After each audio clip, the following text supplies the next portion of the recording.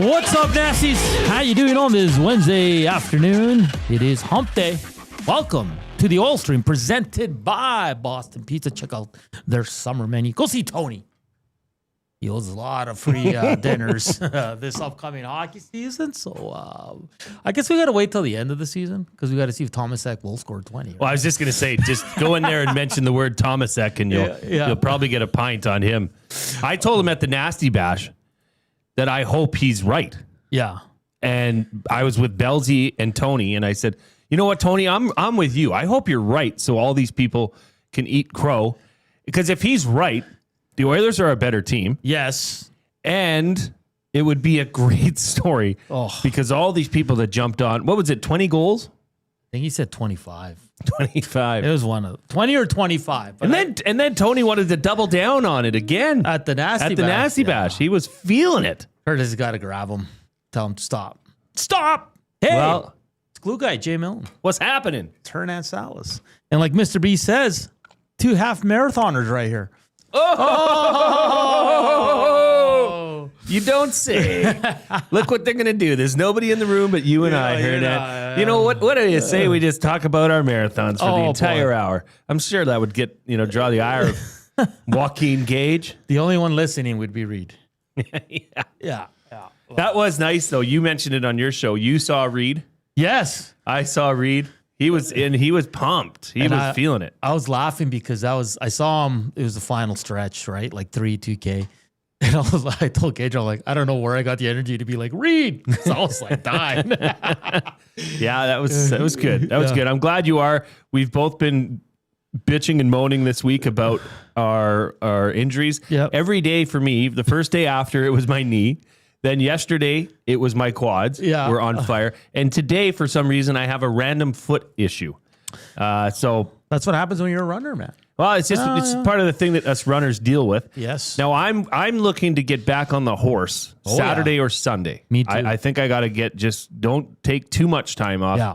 I'm not going to be running as much as I would have. No, but just to maintain, right? I'll probably run once a week. Yeah. And probably that 5-6K range, maybe push it to 10 once in a while, but not often. Yeah, no, it's the injuries have piled up, but more soreness and stuff like that. So, hey, man, a lot of training. That day was excellent, and now we rest for a week. I have no issues taking more than 2-3 days off right now. No, me neither. Big Uke says the more they bring up running, the less they bring up the T. Ooh. Well, that Teagate was an issue. Yeah, I couldn't believe it when I heard it. I was sad for Eric. Yeah. And you know what? Poor Eric. He's sick now. He's sick now. Yeah. So if he would have had that T, I don't know what would have come of him. He probably would have been able to do his job and perform his duties here at EST today. Yeah. But unfortunately, his T went missing. And I don't think that was necessary. And a full pot. A full pot that was still on. And then you make coffee for one person. Man. Wow. Man. I mean, we're going to be talking about the whipping boy bracket here. We should throw Jasmine and Teagate on the bracket as well, because that's about as bad as it gets. Eric can't be happier. Well, look at him. He couldn't even make his way into work today. Yeah. He's down. He's downtrodden. Down. I don't even know if he's ill. He might just have his heart broken. Yeah. That's tough. Hey, Luke Gazdic in the house. Oh. How cool is that? You know what? I just sat with him for the last, 10 minutes. Here's the thing that I really admire about, and this would be the same about you. This would be the same about me. But like, if you were to meet a Nasty, you're the same person. Of course. You don't put a facade on to come on air. And Luke is the exact same guy as you think he is. He's a beauty. He's sitting there. He's just into the Jays game. He's downloading the Play Alberta app.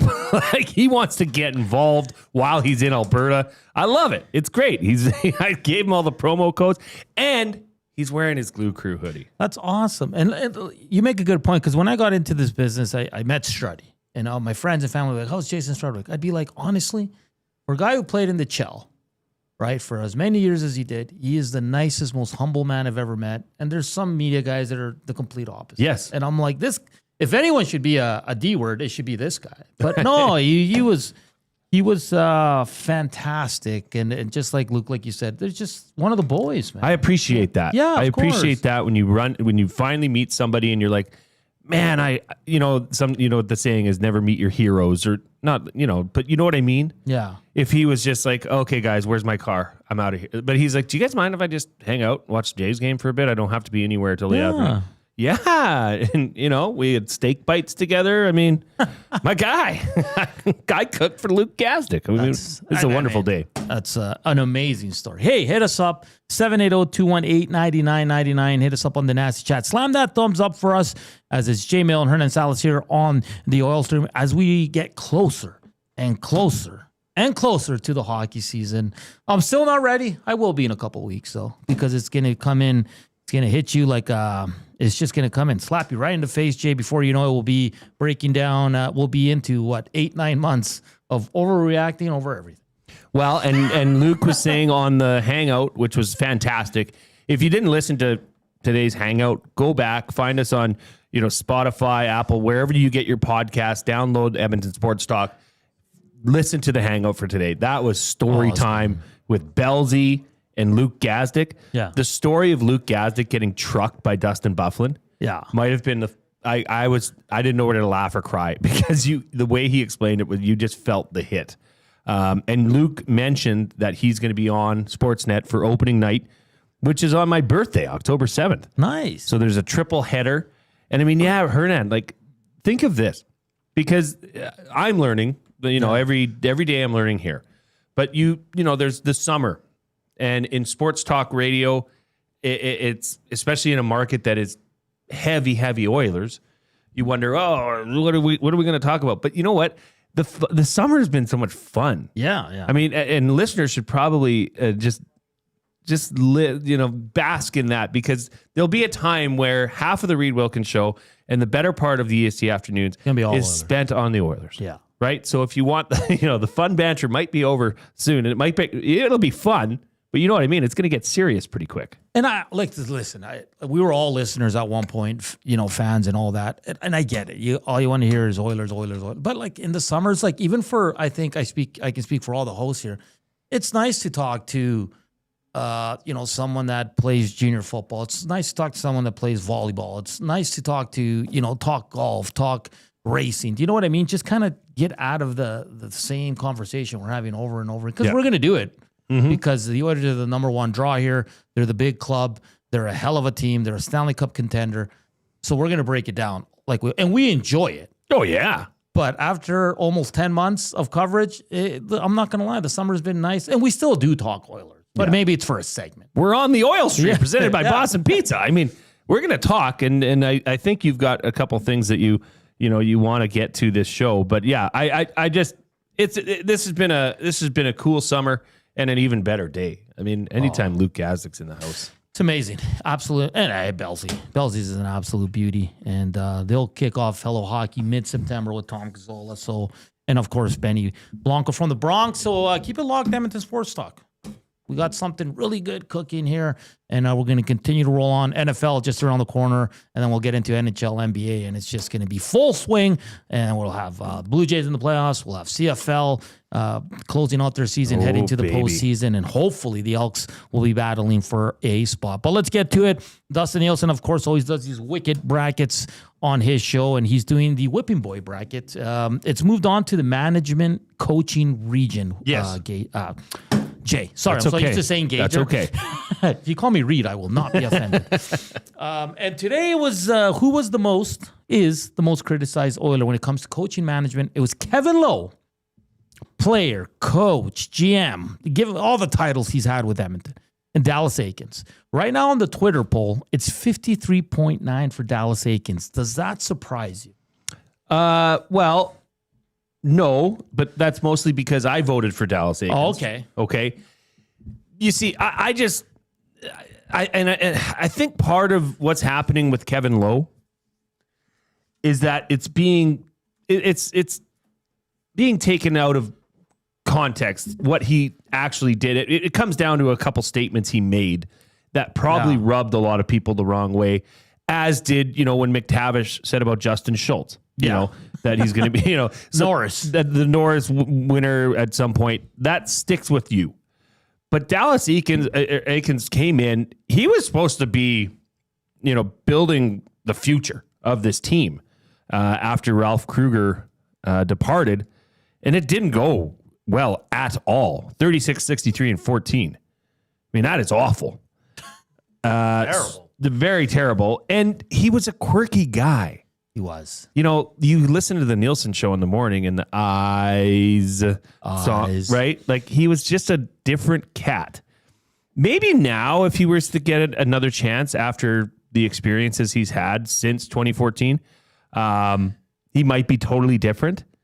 But look, I everything I've heard about Dallas Eakins after the fact, people usually have good things to say about him. Seems like he's a good dude. Yeah. I'll be honest. I remember exactly where I was when I heard he was getting hired by the and at that time he was like the best up and coming coach in the AHL for the Marlies.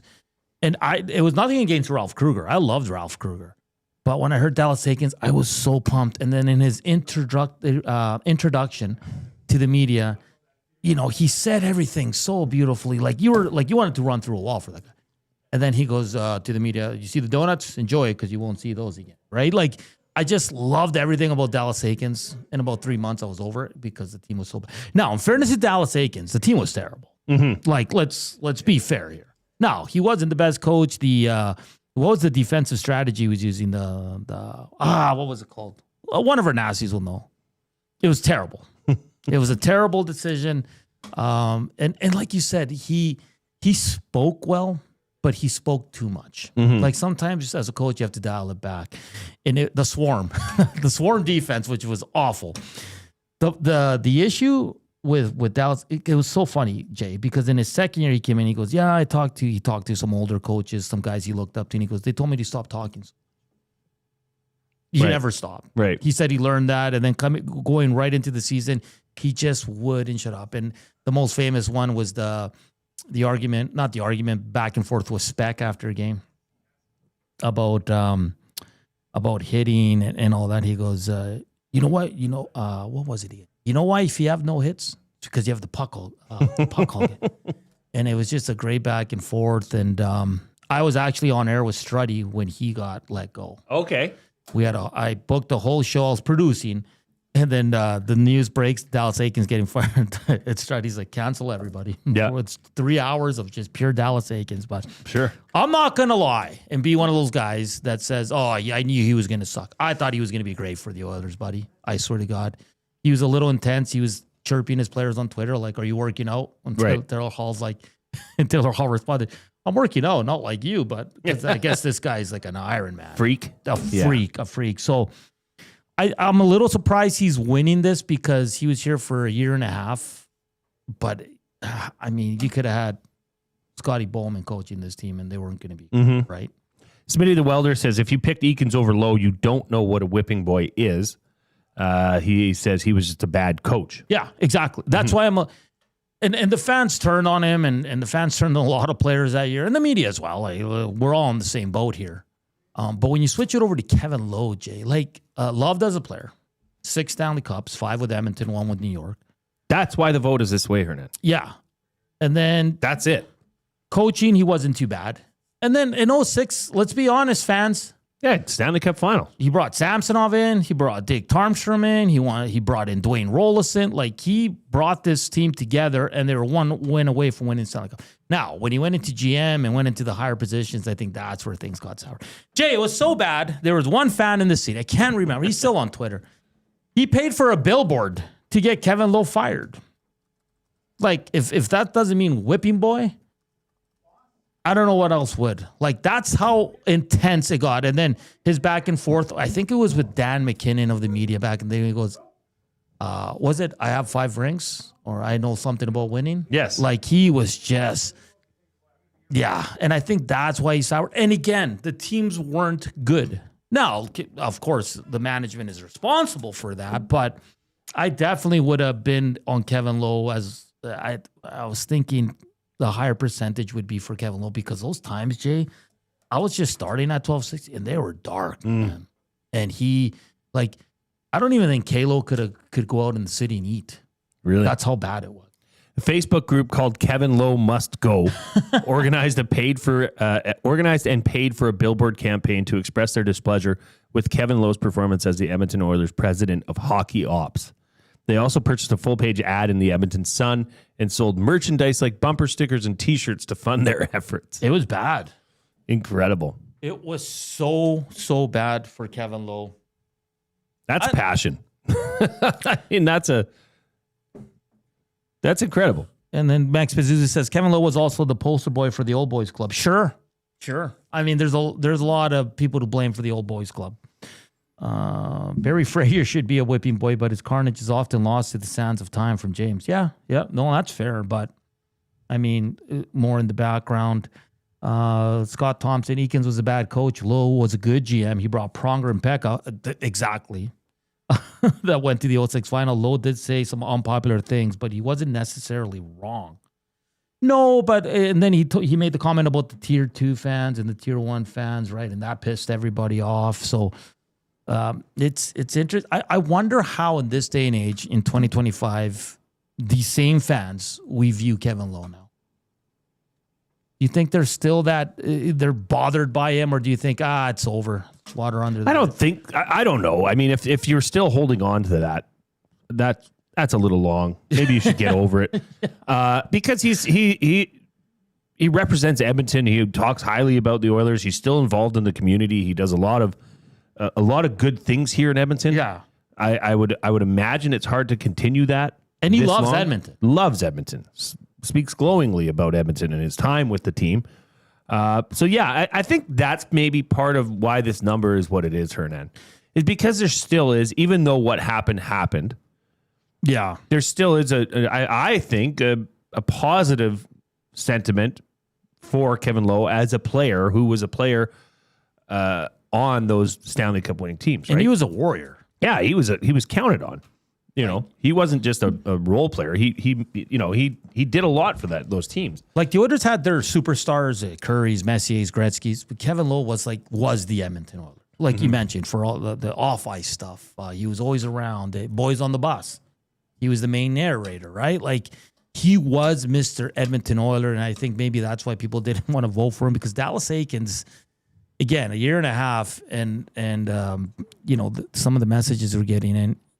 This one, no name on it, says Eakins wasn't a whipping boy. His criticism was warranted. Kevin Lowe made some missteps, to be sure, but he took more blame than was deserved. He got my vote. That's from Library Pat.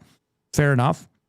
Hampton Steve says the fan base started to really turn on K-Lowe after the Ryan Smith trade debacle, where they traded the face of the franchise over $500K in contract negotiations. That was followed by another questionable moves, Vanek offer sheet, and many PR missteps, tier 2 comments.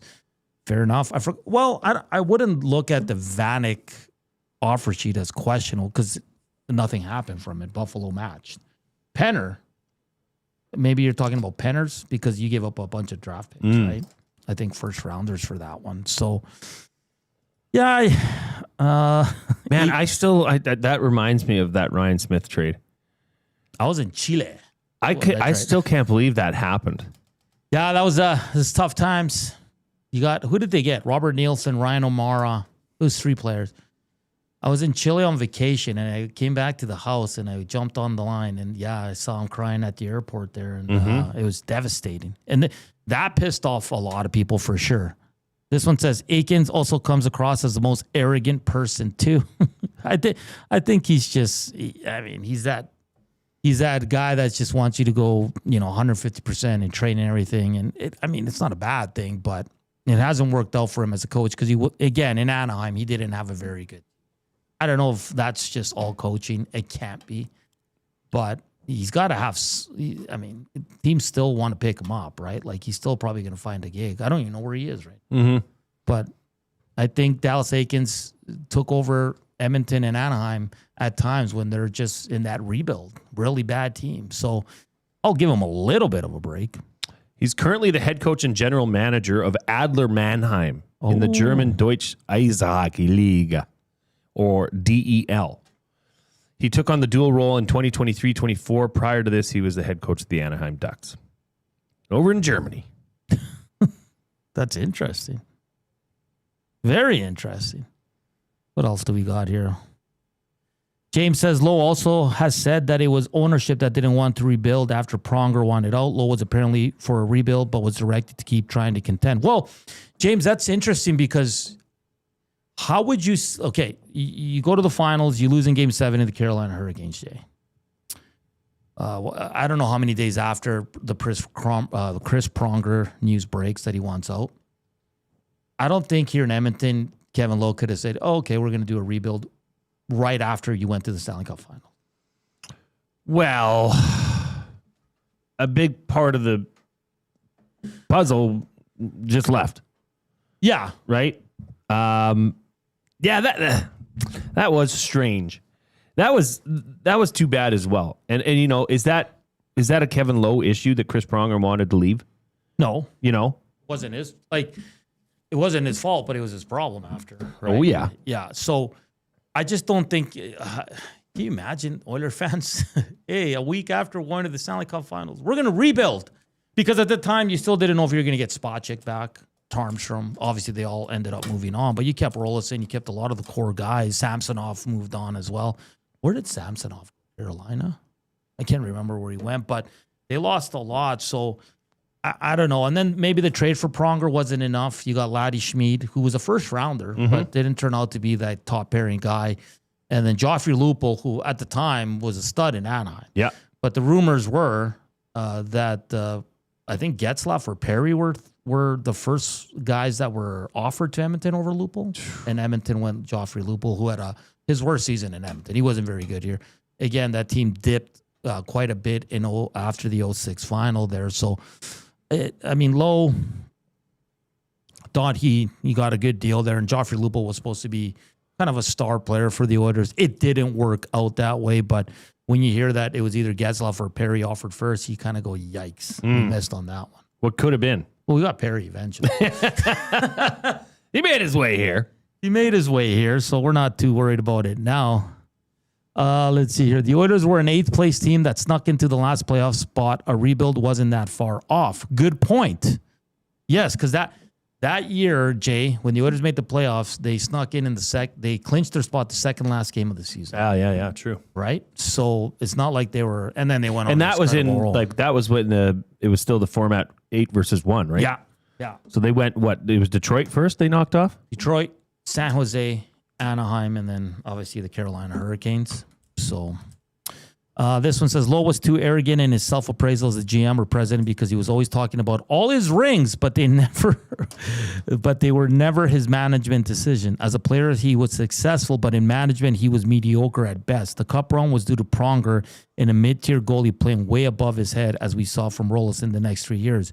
If St. Louis owner hadn't been dumping contracts, that trade for Pronger never happened. But okay, I get what you're saying, but he still got Chris Pronger and Mike Peck. He still made the trade, right? So you got to give him a little bit of credit. He was brilliant at the deadline. Samsonov, Rolison, Spacek, and Dick Tarmstrom.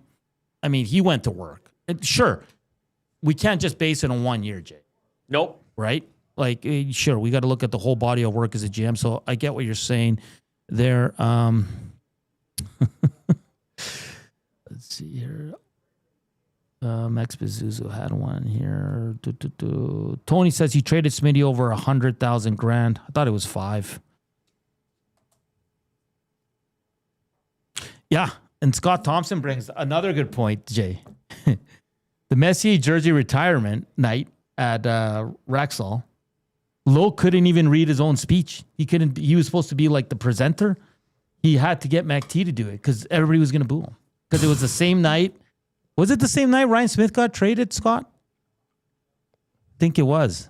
So that's how bad it was, Jay. That this guy couldn't even, fans wouldn't even put aside that it was Mark Messier night, retirement night, that he had to get McT to do it. That's incredible. That hockey guy says Lowe's problem didn't happen in 07. It was everything that followed from 2007 to 2014 after Smith got traded. 06, he meant. Those are, decade of darkness, man. A lot of it is on Kevin Lowe. I mean, he went out and brought in, after Eakins.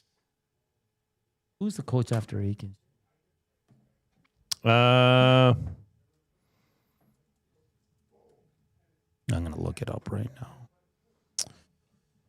Because let's see here. So Dallas Eakins. Todd Nelson came in to finish the year. Yeah. And then Todd McClellan came after, followed by Ken Hitchcock, Dave Tippett, Jay Woodcroft, Chris Knoblauch. Because Todd Nelson was from the farm team, right? Yeah. He just got promoted. And it's fascinating. Todd Nelson still can't get a head coaching job in the NHL. He's an assistant now in Pittsburgh. 2009 when they brought in Pat Quinn. I remember Hernan being very happy for that too. I'm not very good at selecting coaches. Who told the story about Pat Quinn not knowing? I think it was Theo Teddy Peckham. Yeah. Saw him at a restaurant downtown and went over and said, "Hey, coach, how you doing?" Like, training camp was underway. Yeah. Saw him at a restaurant downtown and went over and said, "Hey, coach, how's it going?" Just wanted to say hi to him. And he didn't know who he was. Pat Quinn did not know who Theo Peckham was. Oh, man. Isn't that incredible? That's unreal. That would be awful. You'd talk about a gut punch. Hey, coach, I'm going to be one of your 6 defensemen, but you don't have a clue who I am. The Gord father says, "This is my problem with this bracket in general. You guys are talking about all legit reasons fans would be upset or criticized. That's not a whipping boy. That's deserved criticism." I mean, I think you can expand it, and it's a whipping boy. Like, Kevin Lowe was blamed for a lot here. That's a whipping boy. Like, it's your fault, it's your fault, it's your fault, it's your fault. Why is Darnell Nurse a whipping boy? Because of his contract, because of his play. Well, and, Stu Skinner. Because of his play. But but I mean, even that, it's like, it's. I think a goaltender is going to be naturally one of the most criticized positions on your team if you're not playing above average or above, what the expectation is of you, right? I mean, when we saw several times offensive zone or defensive zone breakdowns, Connor McDavid flying the zone, leaving a winger unchecked. Scores, but that's on Stu Skinner, right? And Jay, I'll be honest. Like we're about the same age. Like Tom Pody, I remember the booing of him. I remember Corey Cross got it rough here. I know a lot of guys that got it rough here, but last year I was blown away that from game 1 all the way to game 82, in every game he played in the playoffs, every loss was his fault. Oh yeah, like. Every single loss. Like, some people just wouldn't have it any other way. It wasn't the defense. It wasn't the top guys. It wasn't coaching. It was just Stuart Skinner. And I was blown away about how much. He got criticized during shutouts. Well, he had three. He got lucky there. He had 3 out of 4 shutouts, but it wasn't him. It was a team in front of him. That's a team playing better in front of him. He had nothing to do with it. So, and listen, we're not sitting here saying, I'm not getting into this again. I just quickly want to remind her. Does Stuart Skinner need to improve? Yes. Yeah. 100%. He had an off year. Yeah. But trust me, I missed 2 games last year. Every game I worked, Jay, and they lost, it was nothing but Stuart Skinner talk. Nothing else. Maybe Bouchard. Bouchard would push him. Well, and Bouchard's was deserved. Yeah. I mean, you look at his point production in the playoffs compared to the regular season, there's clearly a pattern here. Yeah. So he's able to flip a switch in the playoffs. I'm sorry. You need to flip that switch in the regular season, pal. Yeah. Like, this is now year after year where your offensive output in the playoffs rises dramatically over the regular season. That's a guy that, but I don't know, is he a whipping boy? Because I would say that's the same as what that texter just said. That's just plain good old fashioned criticism. Yeah. No, that's fair. And don't get me wrong. Some nights it was Skinner. Sure. Yeah, there was games that Skinner could have been better, and he cost his team with a weak goal. But it's unreal the vitriol towards Stuart Skinner last season. Terrible. Unreal. Unfair. I hope Stuart Skinner has such a bounce back year. Me too. Because look, you and I listen and see him in interviews, see him in post games. He's a likable guy. He is. I don't think there's many people that would say, that guy's a egotistical jackass. No, he's a likable guy. He's from here. And he stands there and takes the questions and Yes. has fun with it. Like when they're like, what do you make about everything online? He goes, what stuff online? Right. Like he has a good sense of humor. He's thoughtful in his answers. He's respectful to the media. You know what I mean? So, and I know that for fans, maybe that doesn't mean squat, but it is, it's like you said in the playoffs when he came in and had the shutout streak, very few would give him credit. Like Reed always says, some fans rather their team lose than be wrong, right? Like no, I will not give Stuart Skinner any praise because I've been on him all year. Yeah. You're too far down your own rabbit hole that you have to hold firm. Yeah, you're like, nope. He could have 5 straight shutouts, and I still won't give him the credit. This is an interesting take. Spanky Dufresne says, I'd say with Bush, not the worst problem. What if it were reversed? Great regular season and brutal playoffs. I agree. There point, could be worse things. That is a fair point.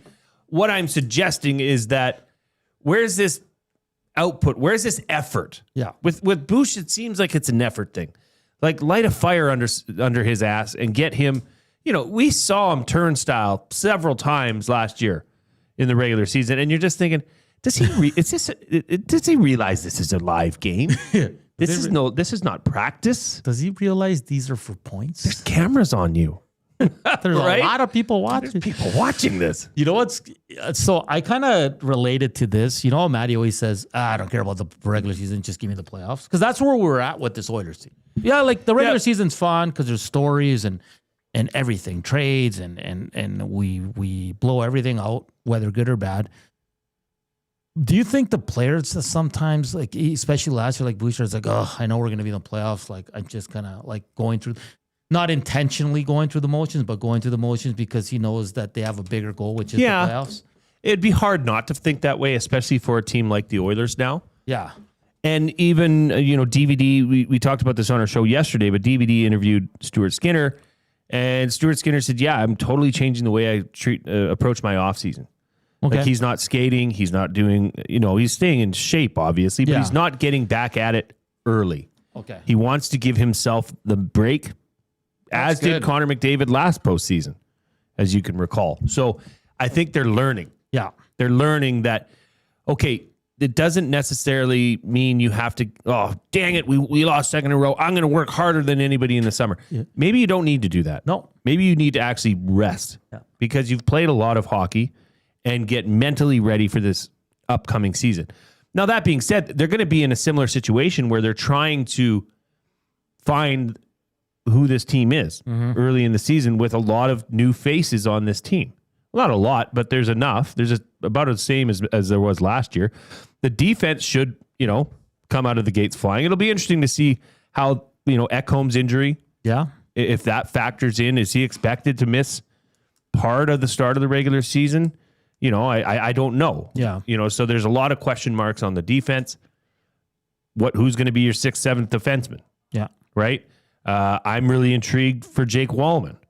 Yeah. I think this is a big year for Jake Wallman. I liked what I saw out of Jake Wallman. Oh yeah. And Reed has mentioned this too, and I'm definitely moving on board with that. And we talked about a player as we were prepping for the show, and Ryan Nugent-Hopkins, who I don't know if he's still as effective or efficient on the power play as he once was. And, that's to be expected, I guess, as you age. Get right? older, yeah. But what about having a Bush and a Jake Wallman on the power play unit? I brought it up yesterday. I said, because Hyman might not be ready to start, right? And I remember last year when some of the big boys from the power play of the Oilers were out due to injury, Chris Knobloch went with Matthias Ekholm and Bouchard. He went the old school way, 2 defensemen, 3 forwards. Yep. Now, a good pushback by Cass when he goes, well, who's going to be in front of the net? And I said, well, you figure it out from there if Hyman can, because you want Nuge there. It changes the way your power play works, right? The system. But I'm with you, man. I said listen, I'm okay with Nuge if someone needs to play spot duty for him on the power play. That's fine. Like, I think the guy in front of the net and Nuge's spot, you can rotate guys, right? Maybe you give Ike Howard or Savoy a chance or whatever. Maybe in front it's Hyman, Frederick rotation. Yeah. But I would like to see Wallman get a longer look because I think he's brilliant on the power. He's an offensive playmaker. Like he is an offensive defenseman, but he proved that he can still handle his own in the back end. Oh, he showed me something last year in the playoffs that I didn't know he had. He's feisty, man. He's got some jam to his game. And I'll say this, his shot for me almost looks better than Bouchard's at times.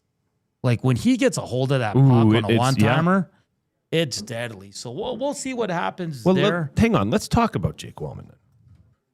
What happens? Jake Wallman's in his last year. Next year, he's going to be an unrestricted free agent at $3.4 million. What do you think is going to happen to that number? Like, let's say Jake Wallman has the similar year to how he came in after the trade deadline from San Jose. Because I would say, do you remember that trade came in late? Yeah. And the first thing was like, who's Jake Wallman? You know, it was you kind knew of him, but you knew him. You knew the gritty. Yeah. That's about what you knew when he was in Detroit. But I would say he overachieved. Maybe not overachieved, but he definitely lived up to the billing. And given that there was not that much expectation put on him, I think he did quite well. He exceeded my expectation. What if he continues to exceed fans' expectations throughout the season? What's that number look like? I think he's going to be between 6.5. And if I'm Stan Bowman, I sign him before this year. Yeah.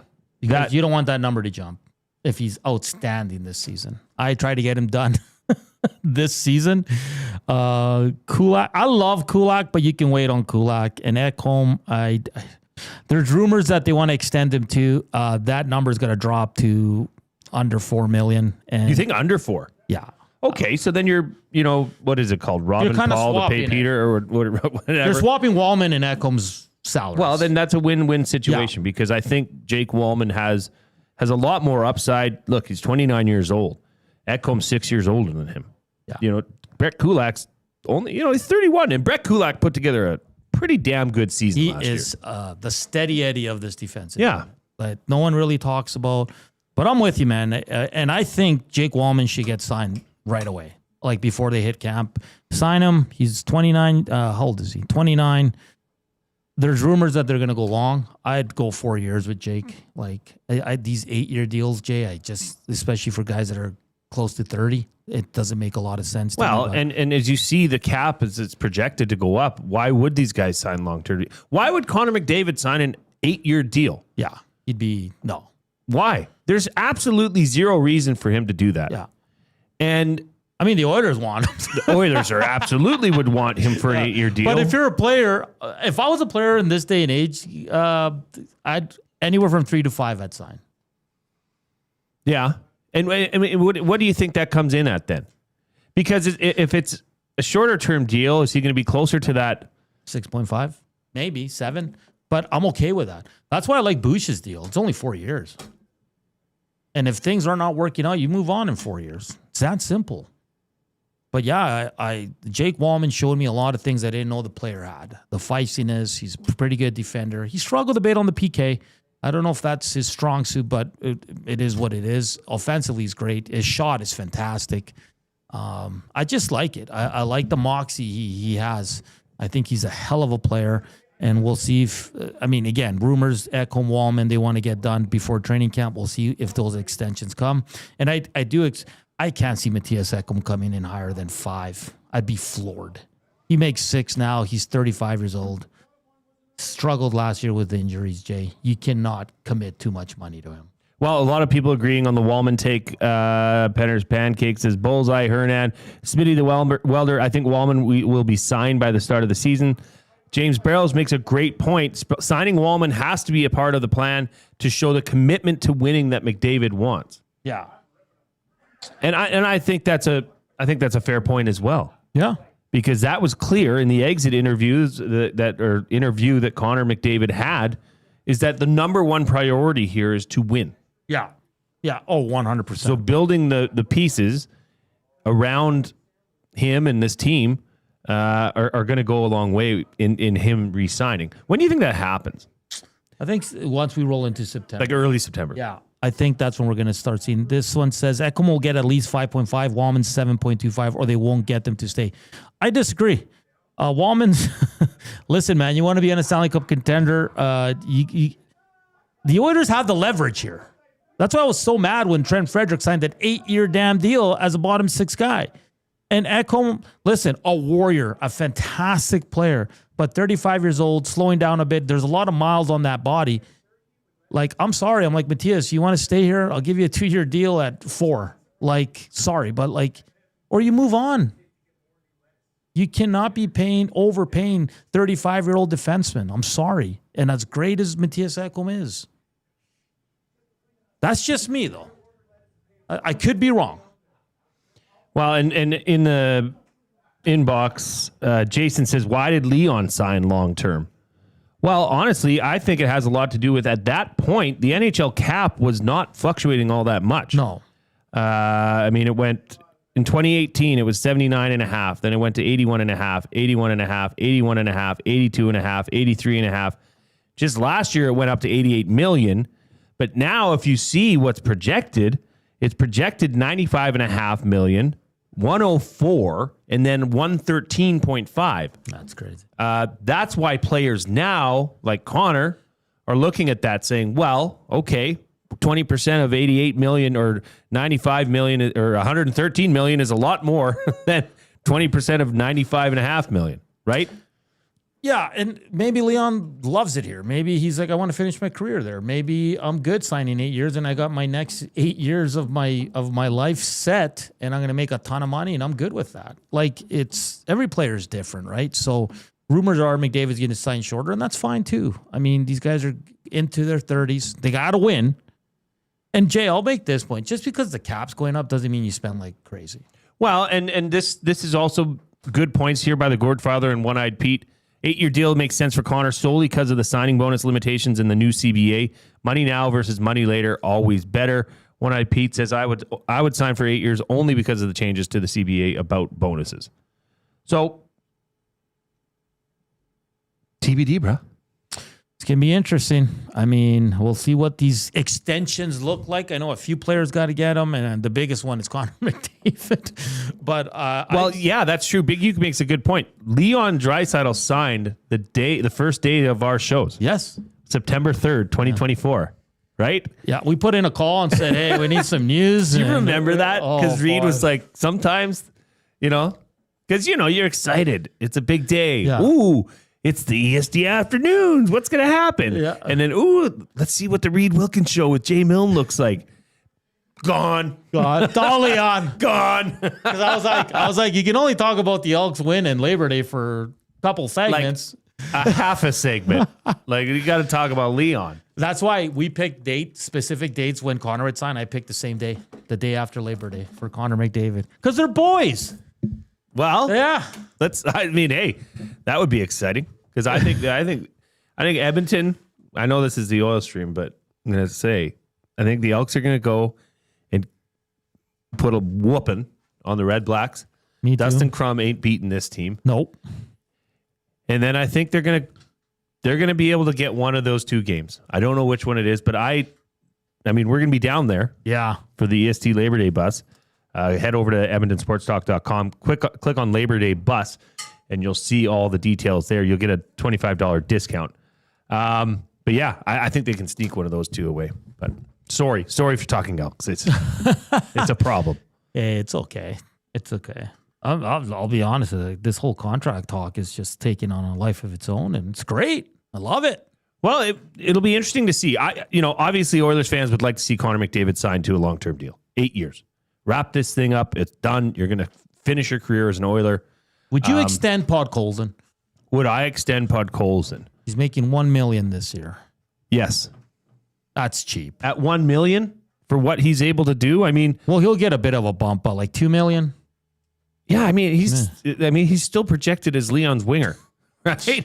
I mean, you look at the disparity in the wage there to have a second-line winger. Is he a second-line winger? No. Maybe not on all teams, but he's going to have another year on his belt. That's another guy came out of nowhere, and surprised. And he was drafted as a goal scorer. He was Vancouver's first-round draft pick. Now it totally changed his role. Good on him for becoming that kind of rugged player. So yeah, I would extend him. I mean, what's that extension look like, Hernan? I mean, you can 1.2. We talking Thomasek dollars here? I'm not even going like $2 million is probably too much. But if Podkolzin's, it depends on the term. Yeah, if it's he gets 3-4 a longer years, term, he's only 24, and like you said, he's kind of turned this game around where he's a very, very reliable and effective bottom six forward. He is. He can knock you out. He can hit you. He can defend. He'll chip in with a few points here and there. He's a good player, and he can moonlight in your top six if you need it. It's not ideal, but for me, I'm a big Podkolzin guy in the bottom six. I think there's an extension coming there. Thomasek, who knows? Kasperi Kapanen after this year. Nope. Enrique, no. Connor McDavid, I think. To be determined. To be determined. We'll see how the year goes. Are you okay if he signs a 4-year deal? Yeah. I mean, I would understand, but I would love to see him, because you could sign a 4 and then sign a longer term, which is then going to be the maximum of 7 years after that, and be done with it. Yeah. But yeah, an 8-year deal would be. I think an 8-year deal would be the most feel good story you could have. Oh yeah, fans would be over them. An 8-year deal at $9.7 million. Hernan. You're a dreamer, kid. That's why I love it. It's going to come in hot. I think September is going to be incredibly busy for the Edmonton Oilers with more extensions. I don't know if they're bringing in PTO. I don't see why. Like on the defense, they're set. There's 8 guys. I know Josh Brown's their 8th, and people are not high on him, but he's signed for 2 more years. I think up front, maybe Klim Costin. That's the name. Don't tell Tommy that. He'll lose it. Why? Because he says Klim Costin is not coming back to Edmonton. Plain and simple. I've seen stuff out there, man. The World Wide Web is a beautiful place. I think a PTO for a forward, maybe long shot, to have bodies for those first 4 preseason games where none of the vets play because they're so brutal, right? Well, I mean, I tell you, if you look at this, the daily face-off and the current projected lines, there's going to be a lot of expectation put on Ike Howard and Matthew Savoy. Yep. Now, in saying that, Jay, fair or unfair, they're going to start there probably. Let's see if they last there. How long they? Mm-hmm. They might not make it through the preseason schedule. They might not make it out of October playing in the top 6. And that's okay because they're young guys. My expectations are not high on Ike Howard. Which okay, this is a good way to maybe wrap things up here for the Oil Stream. What player do you think this year has the better chance? Because this is Edmonton. Yes. This market is, the expectations on these 2 players are wildly out of hand, out of control already. Yes. Already. But which one of these 2 players do you think lives up to those expectations the most? Savoy. I agree. Because he's got pro experience. He had really good numbers in the AHL. He had a cup of coffee in the NHL. Played with Draisaitl. I thought he looked pretty good last year when he was up here. It was just a numbers game at that because they had so many veterans here. They're like, we're not going to rush this kid. I'm not saying Ike Howard won't be good, but I think it's going to be an adjustment, man. He hasn't played the pro game. He's coming from college, Jay. Can he play 82 games? It's always a tough transition. That's a big question. Peaks and valleys, right? He's probably going to have a stretch where he's really good. He's scoring in 3 straight games. Then he might go 10 games without getting a goal. That's like, if you've watched the NHL long enough, that's what happens. It's rare that a rookie's good all year. Yeah. Right? Even the elite rookies. And what happened? What gone are the days of trying to develop a player? Exactly. Well, the patience. And here in Edmonton, you should be patient with developing. The Oilers don't need to be rushing young guys. No. This isn't 2011. Nah. This isn't the decade of darkness. Now, if the young guy earns it, sure, give him the spot. And they wanted to get younger, and they will, obviously. But, yeah, we'll wait and see. And James says, don't forget Regula. Oh, sure. Alex Regula. Old Alex Regula. Who are you? He might be the 8th. Do you exist? It was so funny because during the playoffs, Tommy always had to read the injury report. And Alex Regula was, I'm like, I didn't even remember this guy. Right. Because they brought him in. I thought he was going to play. I didn't know he was hurt. And then he's just sat out the whole season with an injury. And he's an interesting player. What about a player like Curtis Lazar? I think that's a very intriguing pickup. I do too. Super inexpensive, coming off an injury, but coming to Edmonton, familiar with this city, obviously. Mm-hmm. Wouldn't that be a great story if you could get a version of Curtis Lazar that would fit into your, second, third line? I think it's a feel-good story. He's such a good guy. Mm-hmm. He's such an easy guy to cheer for. But I do think, like, if you're looking at the lines right now, he's probably your extra forward right now. That's if Savoy, Ike Howard make the team, right? Oh, yeah. Yeah. But I think he's a good guy to have because Curtis Lazar, it's not going to affect him if he sits all 3. No. And then comes in. Like, that's been kind of his career. So he knows that. He expects that. And, of course, he wants to play in every game. But I don't think Curtis Lazar is an every game player for the Edmonton Oilers. But I think when he comes in, he can play on that fourth line. He can moonlight maybe in your top 6 for a game or 2, right? So I don't think there's any loss here with bringing Curtis Lazar in. I don't think, again, expectations. Curtis Lazar is a bottom 6 forward. Can he kill penalties? Maybe. But I think it's a nice addition. It's a good guy to have around this group. And he does know Connor McDavid from playing World Juniors. He's going to come in, have a positive energy for this team. And again, just like a lot of the young guys, he's probably going to be like this. He's going to find fire in 2 games and maybe not do much in the next 4. And that's just the way it is for these players that are kind of in and out of the lineup. So I like Curtis Lazar. Yeah. And it's such a low, like, what is he making? $775. Yeah, I mean. Scalding Gord says, Oilers do not need to rush because of lack of cap room. He says, hey, McDavid and Draisaitl should be able to carry them. Heck, Reed carries Jason 5 days a week. That makes me proud. Yeah. Reed's a hardworking man. He's got to do the show for 2 people. Smitty the Welder says, who plays top 6 then? What do you mean? Like, I am expecting Savoy to crack the top 6. And he has to. And Ike Howard's going to get a good look. Now, we don't know about Tomasek. I think that's fair. Mangiapane, obviously, is going to be a lock there to start if he can work out with one of the big centers. Where does Trent Frederick fall in? Trent Frederick can be in the top 6. Yeah. That's the thing. Do you want him on the wing or do you want him at center? Because if he's at center, he's on that dollar value, he's got to play center, no? I think so, too. But then what do you do? Where's Then you move in Reek down, right? Where's Nuge slot in? And this is the thing. Knob loves Podkolzin with Draisaitl. That's why I'm thinking, Jay, that Ike Howard or Savoy might not get top 6 minutes off the hop. One of them Nuge might. Up top. I think you keep Nuge with McDavid to start. Frederick third line center. Yeah. Hyman will probably be not ready to go, so Savoy or Howard might get that spot, and then Podkolzin, Draisaitl, Mangiapane. Right? Yeah. Like, there is a possibility that one of these young guys will be the extra forward come game 1. It doesn't mean they won't play. They'll probably jump in game 2 or 3 and stay in the lineup, but just looking at how things are shaping up, Knobloch does like his veterans. Yes. Right? And if it comes down to the fourth spot left wing, and it's between Ike Howard and Curtis Lazar or Janmark or Kapanen, who do you think he's going to go with? If it's between who? Like 3 veterans and a rookie. Yeah. Probably to start the season anyways. But yeah, there's a lot of pressure on Ike Howard and Matthew Savoy. Yeah, and Smitty says if the 2 kids aren't ready, this team will be in trouble. You damn right they will be, because they don't got anybody else. Hey, what's coming up on the Reed Wilkins Show with yourself and Mr. Iwanek? Well, let me just check here. I missed a text here. Okay, we've got Elks linebacker Joel DeBlanco. Nice. He's going to be joining us at 3:40. We're going to continue our fantasy focus this week. We're going to be looking at wide receivers.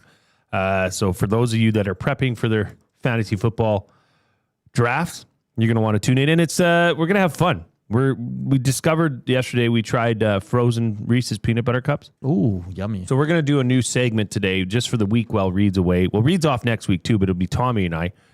Matt, Jay, and Coob eat. Nice. So Matt and I are going to go over to the Dollar Tree. We're going to find very odd and unusual items, and we're going to try them live on air. I said artichokes earlier.